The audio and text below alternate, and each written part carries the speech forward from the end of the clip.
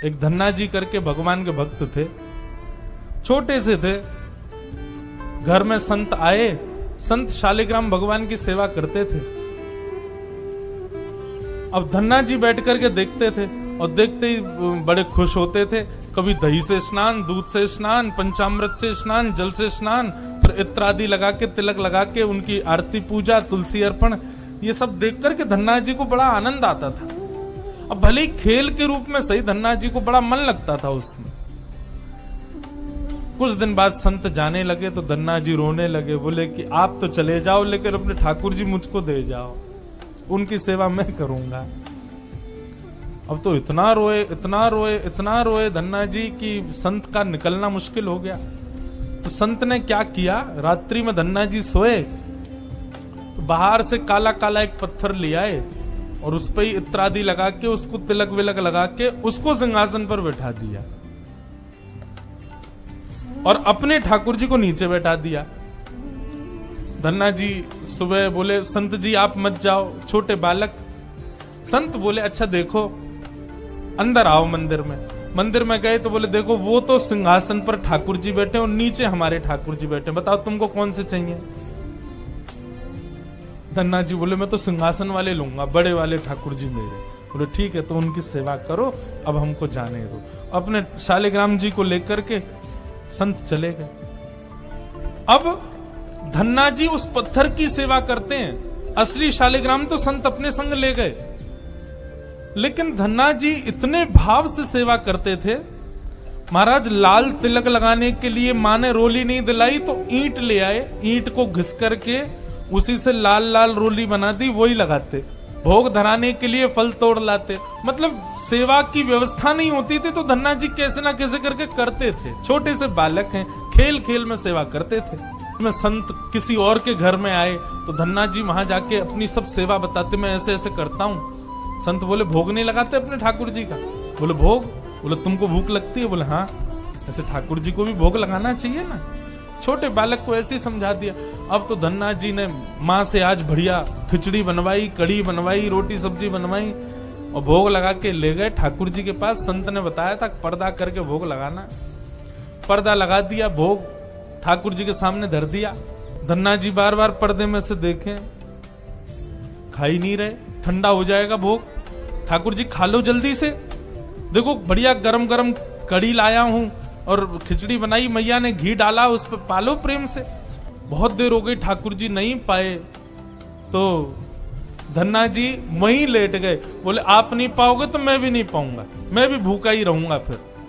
अब इतना सहज सरल प्रेम धन्ना जी का, भूखे प्यासे धन्ना जी पड़े हैं नीचे, छोटा सा बालक है, ठाकुर जी से देखा नहीं गया। इतने में ही महाराज लेट गए धन्ना जी, उनको चटकारों की आवाज आने लगी। चटकारे, जैसे कोई आदमी को ज्यादा स्वाद आए तो अपनी उंगलियां चाट। धन्ना जी बोले, ये चटकारे कहां से आ रहे हैं? जैसे ही पीछे देखा पर्दा खोल करके तो नन्हे से बाल गोपाल प्रकट हो गए हैं और धन्ना जी के सुंदर प्रसाद को स्वीकार कर रहे, पा रहे हैं। असली शालिग्राम नहीं थे धन्ना जी के, पत्थर की सेवा करते थे, लेकिन भाव और विश्वास इतना ठाकुर जी के प्रति, ठाकुर जी प्रकट हो गए। अब धन्ना जी थोड़े बड़े हो गए तो घर की गैयाएं चराने जाते थे और अपने ठाकुर जी को जेब में धर के ले जाते थे। और गैया जब चरती थी तो पेड़ के नीचे बैठ के ठाकुर जी को निकाल लेते और कहते, ठाकुर जी अब कोई ना आए, प्रकट है जाओ। सो ठाकुर जी प्रकट हो जाते, धन्ना जी के साथ खूब लीला करते। एक दिन ठाकुर जी ने धन्ना जी से कहा, आज गाय चराने नहीं जाओगे? बोले आज हमारी बुआ जी आई हैं, घर में बहुत सारे मेहमान आए, आज हम नहीं जाएंगे। तो ठाकुर जी बोले, एक काम कर, गैयान को गांव से बाहर ले जा और मोकू भी बाहर पधराया, तेरी जगह आज गैया मैं चराया आऊंगा। तो यही होने लगा। अब थोड़ी दूर तक धन्ना जी जाते, उसके बाद ठाकुर जी को बाहर निकालते और ठाकुर जी प्रकट हो जाते, गैया चराने ठाकुर जी जाते। आज 11-12 साल हो गए, वो संत आए जिनके शालिग्राम जी की सेवा थी। संत जैसे आए, धन्ना जी ने प्रणाम किया, जय हो मेरे गुरुदेव, गुरु जी के चरणों में प्रणाम। गुरु जी आपने ऐसे ठाकुर जी प्रदान किए, मेरा तो जीवन उत्सव हो गया। अच्छा कहां है तुम्हारे ठाकुर जी, सेवा पूजा कैसी चल रही, अभी तक कर ही रहे हो? उनको लगी पत्थर है, बचपन में की होगी, अब तो बड़ा हो गया। कहां है तुम्हारे ठाकुर जी? बोले ठाकुर जी अभी नहीं है, ठाकुर जी तो गैया चराने गए। संत बोले मतलब?